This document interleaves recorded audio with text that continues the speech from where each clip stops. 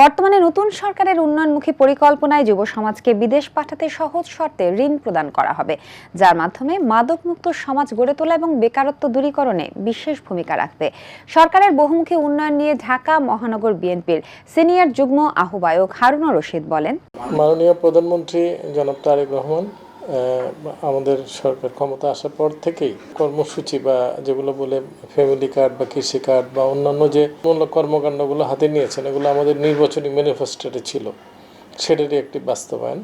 Family কার্ডের মাধ্যমে বা কৃষি কার্ড আপনারা দেখেন, উনি কিন্তু আমাদের ম্যানিফেস্টো ছিল যে আমাদের সরকার ক্ষমতা আসলেই কৃষকদের যে কৃষি ঋণের যে ইয়েটা ছিল সেটা কিন্তু উনি এসেই মকুব করে দিয়েছে। ফ্যামিলি কার্ডের কারণে আমাদের মা বোনেরা অনেক খুশি, কারণ বিগত আমলে কিন্তু এই ধরনের সিস্টেম ছিল না। আমাদের মাননীয় প্রধানমন্ত্রী এটা শুরু করেছেন, এটা কিন্তু ক্রমহারে বৃদ্ধি পাবে।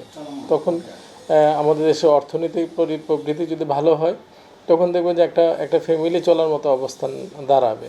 যুব সমাজকে প্রশিক্ষণের মাধ্যমে বিদেশে পাঠানোর জন্য, তাহলে অনেক ছেলেপেলে আছে যারা উচ্চশিক্ষার জন্য বিদেশে সহজেই যেতে পারবে।